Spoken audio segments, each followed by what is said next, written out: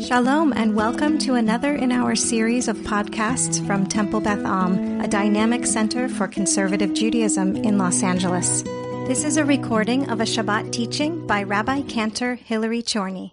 So today I want to start with the story. Rather than starting from a story in the Torah, I want to start with the story, which I don't usually do for Sudash Lishit, but or for learning at Sudash Lishit, but I want to start with the story. I tried to figure out how many days this lasted with each of the last vehicles that we had, but I can't figure this out. So I can only tell you the version of the story for our latest car. And the punchline to the story, like the end of the story, is 4 days. My husband was in a terrible car accident. He's okay. The car is gone. He benched Gomel last week, which is why I don't mind sharing, because he did it so very publicly in a combined service in the community. He walked away miraculously from the accident, but the car is gone, which means we needed a new car. So they got a new car. It's a Nissan Leaf. My kids nicknamed it Leafy. Very creative. It's a good car. It's a very good car. Just plug it in our garage and go. And we're very ambitious when we get a new old car, which comes to us very clean every time from whatever dealership or place we get it from. It comes very clean with those little papers on the bottom that said our service team is very glad to have taken care of your vehicle for you, and as a courtesy, we've put these papers down, make sure we didn't leave any marks. And I point to the papers and I say, look how nicely they treated our car. We should treat our car half as nicely as these people treated our car. They barely know us. They barely know our car. They don't own it, but look how nicely they treated our car. We should treat our car as nicely. No sticky food. No drinks. No eating apples in the back seat. No open coffee cups. What I say the punchline was 4 days. Right? 4 days is how long it lasted, which is actually, I think, pretty good for a 9-year-old and a 6-year-old in our family. And if we're being honest, I was the first one to break it. So, because my coffee lid kind of like broke open in the front console, it cleaned up quickly. It's fine. And the car is 11 years old. So, right, it's had stuff spilled in it before. But it got me thinking this week about rules and how we make them even when we know they're going to be broken, and how frequently that's a theme of the very early existence of our world, and how much our Torah makes note of it, and how much that bothered our early rabbinic voices. That comes up early on in a work called Avot de Rabbi-Cantor. Is anyone particularly familiar, I'm thinking of at least a couple people around the table, with the work Avot de Rabbi-Cantor? This is one of those times where I really loathe that we're like here and I'm on the microphone and you're there. But talk at me a little bit. What is Avot de Rabbi-Cantor as a work? Say a little bit, and then I will sum up for posterity and for the people who are joining us online. You start with Jim. It's a parallel text to Pirkei Avot. And I just, on a whim, a few days ago, kind of pulled a book down from the bookcase, and it was the 1950 critical edition by Professor Louis Finkelstein of Avot and Avot de Rabbi-Cantor. So just started looking at it the other day. It's a parallel text to Pirkei Avot. So it's a parallel text to Pirkei Avot. And I'm going to push a little bit further because I think it's important for people who don't know. Pirkei Avot, what is the relationship between Pirkei Avot and, like, say, Talmud and literature? Like, what do we think about when we think of Pirkei Avot? Pirkei Avot is a minor tractate of Mishnah. Right. It doesn't have, it's not a part of the Talmud and Gemara, but there's, tons of commentary on it. About Rabbi-Cantor, about Pirkei Eliezer. You sometimes call it like a pseudo tractate. So it's like a paratractate or a pseudo tractate, and this is a parallel work to that pseudo or paratractate. Great, Rabbi Barenbaum, anything you want to add to that? No, just It used to be part of the ordination exam. I assume you mean for the Jewish Theological Seminary. I imagine Louis Finkelstein, who wrote the 1950 critical edition to which he's referring, probably right. He probably proctored the exam on it on this text. And he was an old man. It's an old exam. He's an old man. He was not there by the time I was there. There were a lot of older people who are still shockingly there by the time I was finishing, but he was not there. He did write beautifully, and I learned with Rabbi Bert Vysotsky on Avot de Rabbi Natan in particular. It's very instructive for what we consider our contemporary discourse in Haggadot. So the way the questions that wend their way into the Haggadot, back up a step. The Haggadah is the most produced Jewish book of all time. Since the printing press, there are more versions of the Haggadah than any other book on the planet. There are very few assertions I'm willing to make, especially in front of Rabbi Dr. Berenbaum. And the most owned book by Jewish families of all economic stripes. 10, 15 different Haggadot in your home, and you have multiple copies. Correct. Right. It's the most owned book in Jewish. It's the most owned Jewish book in Jewish homes. There are very few assertions I'm willing to just broadly make, and no compunctions about it. It is the most, and it's the most diverse, meaning that when people would have these books produced, and for most of Jewish history, as manuscripts and Haggadot that are specific to their homes, they were replete with the customs and the questions, because Haggadot are all about questions that were specific to their time. As I learned with Rabbi Vysotsky, the questions of the Haggadah are often representative of the questions of the texts that the rabbis who are looking critically at the original, like the biblical texts that make their way into the Haggadah, which are the cornerstones of the Haggadah, the lowest geological layers of the Haggadah, whatever texts were informing their questions, those are the questions which come out and are highlighted and get published into the limited pages that are either manuscript handwritten or are printed into the book.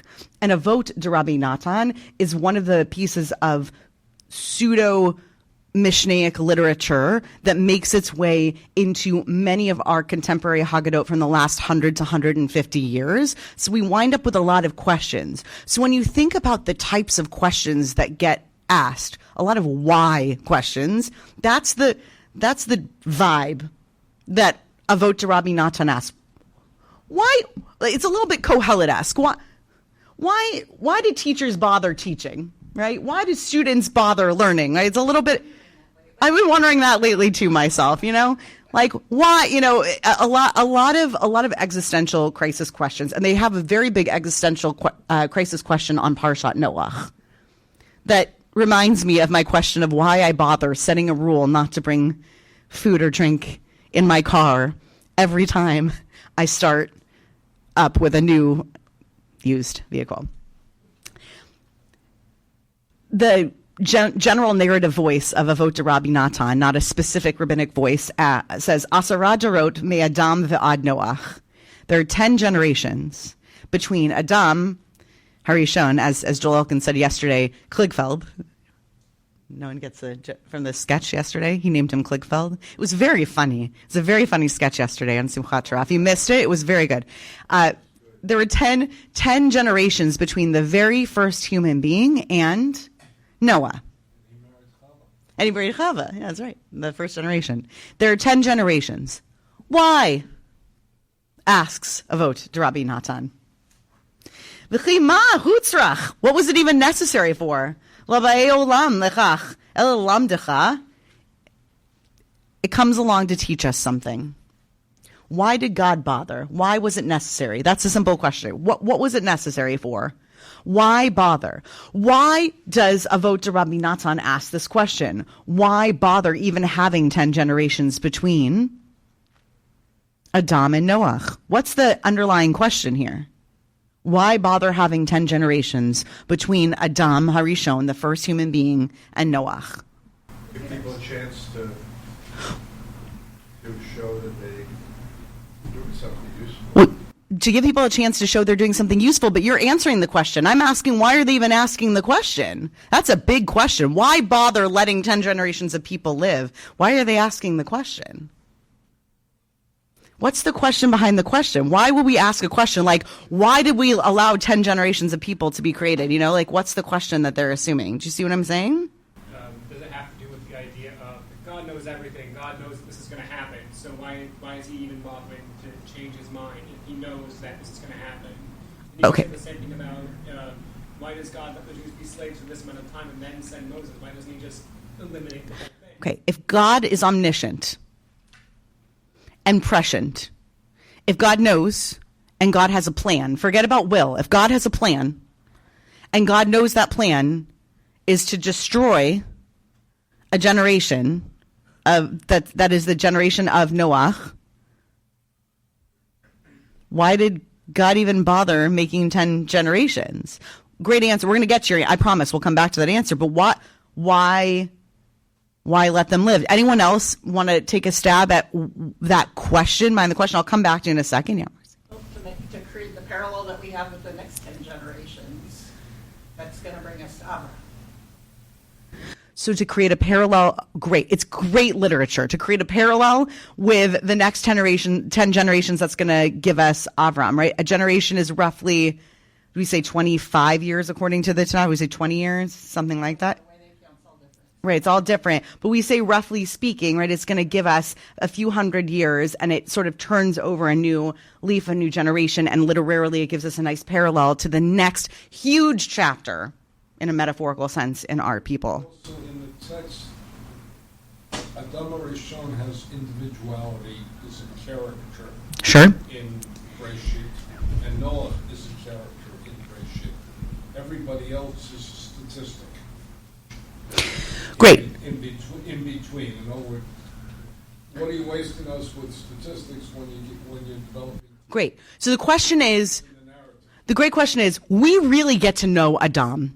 We know how Adam is formed. We know the mistakes Adam makes. We know the partnership Adam has. We know Adam's family well. We know the difficulties in Adam's family line. We know some of the first Dateline episodes in the Torah. I mean, real, like serious business. And then later on with Noah, same story. We know them very well, but everything in between is statistics. Why are you giving us all these statistics and numbers and everything in between when really, like, what's all this space for? What are all these 10 generations for? Good. Bob, do you have a theory about why this question, the 10 generations? Good. The question is about freedom of will. Great. What is the red line? Do we have any freedom of will? And mustn't we, since God didn't just go ahead and fast forward the story 10 generations and take us there? Okay. Any other thoughts before we go to the next thing? Yeah. It's the very first Rashi in Breshit. Mm-hmm. Why did the Torah begin with Chodesh HaShlishi and move right on to the Chagim? So I think it's an editorial question they're asking is, what's the purpose of this whole thing? The specific question are those 10 chapter or generations. Great. Like, what is this whole work that we're now? So Rashi's big question, which he answers to himself in the 11th or 13th century, depending on when the question's answered, very differently than some of our other commentators, like the Rambam, which is, why didn't we just start the Torah like in the middle? Why didn't we start with Sinai? Why didn't we start with the actual part where we're Jews? Why didn't the Torah start with the part where we know what Torah is? I think it is an editorial question. I agree with you on that front. But what's weird is that the answer to their own question doesn't seem to be an editorial question. It seems to be a theological one. And I find that really ponderous and interesting. And I'm going to bring you two pieces of the answer. And I want us to think about it a little bit, and then I promise to come back to the car thing at the end. Okay. So the first thing that it says is lamdecha, to teach you shekol adorot hayu machisin va'in velo heve hakadosh baruch hu alehem et mehamabul bishvil tzadikim v'chasidim shehayu bahem. In every generation, they were angering him. But the Holy One wasn't bringing the floodwaters on account of the Chasidim and the Tzadikim that were in the generations. This is a cousin to the issue of will, but it's something else. What is it saying about God in those interim generations? What is this text saying about God in those intervening generations? Like snow, there's a certain amount of people that are good. There's a certain amount of people that are good. He's not going to destroy. And for those certain amount of people that are good, God's not going to destroy. This seems to be a trend with God. For a certain amount of people, in other words, they're maybe even reading backwards from the Abraham story, right? They seem to be doing that literarily because they know God's got a threshold. Because God says so according to the narrative text of according to God's own voice in the as reported later in the next stories. That's true. Any other thoughts on what this tells us about God in particular, maybe? This is a question that kind of came up in the Samuel story. But, it seems like after Adam, God isn't very involved in human life until Noah, and then God only really becomes involved in Noah's story when he recognizes Noah as the only righteous, however righteous he was, person. I don't know, that question why Torah doesn't start with Sinai. This is kind of like seeing what happens without the law of Moses. I don't know. This is like paintballing, but yeah, I like the notion that you're bringing up here that it seems to be that this is a time of what we sometimes call like hester panim, this idea that God's face is hidden for a while there for 10 generations. And it would seem, if I can insert avot de Rabbi-Natan into your idea, that the idea here with avot de Rabbi-Natan is that the reason that God was hidden was that God might have been thinking in God's God thinking kind of way. Well, but there are still a few good people, right? So I'll hang back here. Hey, let's let the world spin until there was only the one that was left. Not in an interventionist way, but until there was only one left, and then there was nothing that God could do except to step in, right? That seems to be one answer that could be taking place at the time. It's an interesting question because to me, it says less about the free will of human beings and more about avot de Rabbi-Natan, or rather the rabbis of the time of avot de Rabbi-Natan, and their conception and their desire to see God as a figure or a character who still held out a tremendous hope for the goodness in humanity in those intervening generations. In other words, it's not about the free will of human beings. It's about God's belief in humanity's free will and the capacity of the human being to behave well. Because if the human being might possibly behave well enough in those intervening generations, then it's not that God could foresee an entire future and knew. God didn't know. What God knew is that human beings might be bad, but they might be good. And they had a certain capacity. Yeah. Any thoughts on that idea? The human capacity for good and evil? It's just a small thing. It's a very big thing. I agree. I was being cheeky. Yeah. It also serves, I think, as a parallelism to the later story, because this story, God's like, okay, these people are good, so I'm not going to destroy, I'm not going to destroy, I'm not going to destroy. And then in the later story, God sees Sodom and Gomorrah and is like, I don't care that there's such and such good people, I'm just going to destroy. And it takes a human intercedent to affect change. Great. So in later negotiations, when we get to town, Sodom and Gomorrah, and presumably Avram has no foreknowledge of this interceding 10 generations where God just hung back and said, well, at least there are a few good people, right? And now Avram's saying, well, there must be some good people. And God said, oh, I've done that. I've done that. I've hung back. I watched while there are a few good people. Okay. I see what a few good people can do. It's not going to end well. Right. And Avram says, of course it could still end well. And so then we go through two different literary chapters. If we follow your thread here, I like this. I like thinking through this. That first we follow the chapter where God believes that humans could still be good and have the capacity to do good. And then it ends sadly. And then we go through the iteration where human beings, and Avraham is our projected figure, right? The representation of our voice in there. But of course, human beings have the capacity for good. There must be one good person, which leads me back into avot de Rabbi-Natan for a second, which continues to say that some say, Yesh omrim, kol zaman shehaya metushalach chai, lo yered mabul. That metushalach, that this one specific figure, so long as he was alive, he was keeping God back from wrath. One particular figure alone, one particular good enough person alone was saintly enough.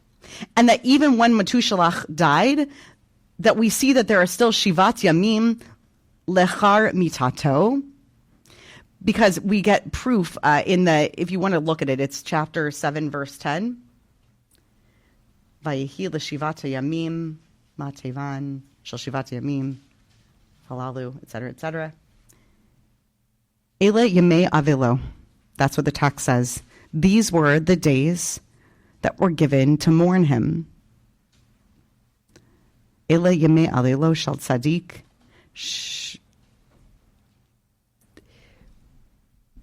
What did God give people? A respite from the flood coming upon the world. A respite from the flood coming upon the world during the days of the tzaddik, but also a respite for 7 days so they could mourn the tzaddik. Why might the text want us to believe that it would have been so important for the people to observe Shiva for the tzaddik?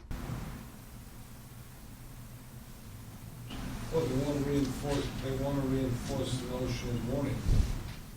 They want to reinforce the value, the importance of Shabbat. And if it holds back the flood, if it holds back total chaos, that's an incredible tribute. The other is they don't want someone of such quality to leave the world unacknowledged. So 2 ideas. One is that they want them to learn about the power of Shiva, and what better thing, I imagine, than to establish that. And I like this reading back, right? Of course, Shiva doesn't exist. It's an anachronism to believe that Shiva would have existed as an established force, but to believe that it would have existed and been taught in honor of a tzaddik. And of course, we don't want a tzaddik who is so big, so good, that the world's flooding was held back on his account. He shouldn't leave the world without being memorialized by such an important observance, okay? And what else might observing Shiva for a tzaddik do? Yeah. Well, I'm just thinking that the power of one individual to inspire others and the opportunity for tshuva. And we have a lot of examples of that throughout the text. So, perhaps there's the hope again. The hope that people might gather at a Shiva for this tzaddik, hear of his goodness, hear of what he did in the world, hear of his deeds, and be inspired to become better themselves, perhaps. That's what moves me in this text. I'm also moved by those 2 ideas. I do think the establishment of Shiva on account of a great person, that moves me too. And the idea that a tzaddik should not leave this world without a great Shiva, both of those move me, and I think that they make sense in the characteristics of Avot Rabbi-Cantor, right? Which wants redemptive ends for its great figures. But I'm especially moved, and I think, even though it's not written explicitly here, I'm especially moved by this notion that Shiva, for a great tzaddik, that this was inserted here as an idea that it was a last pass. Not only once Metushalach died, that God would have held back for 7 more days in the hopes that during a period of mourning, people might have realized what they had lost and whom they had lost in the world. I've been alive during the death of some very great people on earth. And I know historically of what it's meant for some great figures to die in all sorts of different ways. And I know that we never learn enough from those people, but I also know that the time immediately following their deaths is always a ripe time of awakening and a call to action. Whether or not that works is for another class, another time, another discussion, and worthy of discussing for each individual person. But it certainly can be an effective call to action time. It certainly can be a time where leadership can rally around the lived life of that person and say, look who this person was. Might we be able to keep their legacy alive by living as they did look what this world would be without actions like theirs in the world. Avot de Rabbi-Cantor is a source that's in front of me. I have like 3 or 4 lines here of Avot de Rabbi-Cantor. So I'm reading the Avot de Rabbi-Cantor, and you all are reading Noach. So I'm reading the commentary of Avot de Rabbi-Cantor, and you're reading the Parshat Noach. That's in my Avot de Rabbi-Cantor. Yeah. I'm happy. It'll be on the podcast link afterwards. It'll be in the sources for the podcast that are sent out. So, to circle back to the idea of setting up rules that I'm almost certain will be broken, I keep asking myself, it's not for want of a very it's not for want of saving the world, right? Starting the world anew after a flood, or starting the world anew after the Garden of Eden, is not the same thing as starting over with a new vehicle. Although I have to tell you, there is an element of feeling like starting a new life, because after someone survives a big accident and benches Gomel, there's a real spark of that feeling. So it's heavy. But that being said, starting with a used car is not the same thing as starting a new world. So I recognize it's a heavy parallel to draw. And there's a lot to learn about why bother setting rules that I know are likely to be broken. And this resonates for me. The notion that the reason that I set these rules in order is because I actually believe, as the rule setter in that situation, that there is a reasonable chance that by the time I set these rules this time, my kids have grown, and I have grown, and I will be better, and I will think differently, and they will think differently, and my family will behave differently, and we will behave differently as a family and as a family system in there. Then maybe we will actually think this time to take our Starbucks cups out of the car when we leave the vehicle. It probably won't happen, but it might. And because it might, we can set a rule. And I'll tell you that this is the first time in 17 years of co-ownership of vehicles with my husband, including the time that for 3 unfortunate years we owned a hand-me-down used Lincoln while living on the upper in the heights up in Manhattan, which it's full of stories. But like I'm picturing the many adventures we had with that car. 17 years of car ownership. This is the first time I bought a car trash can. And I see that as progress, like a commitment. I don't know that I'll use it, but it is a commitment for the first time in my life. So I want us to believe it's not a New Year's resolution. This isn't the same thing as a January, but I want us to believe that when we set rules, even though we say to ourselves, I don't know why I'm even setting this rule for you, for myself, for others, for the world, when we go to the voting booth, right? And we say, like, I don't know why I'm even trying again, because I feel like this is just going to fail again. It's a little bit of a vote, so to speak, or literally, in the confidence that the world is bending in an arc towards progress and towards betterment, in believing that there's a fraction of chance that behavior will be better in the future. And we might as well set ourselves up for the possibility that it will be. That's pretty hopeful, and I think that puts us in a better place in this new year. I really, really appreciate you guys going along with me for this. I apologize that before I got to sundown on Wednesday, you can hear how busy my last week has been, so that's my excuse, with the new vehicle and such.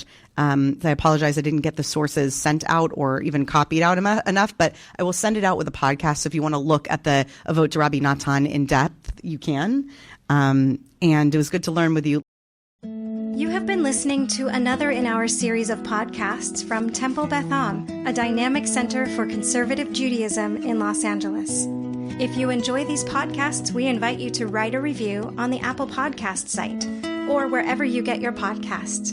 For more information about Temple Beth Am Los Angeles, go to tbala.org.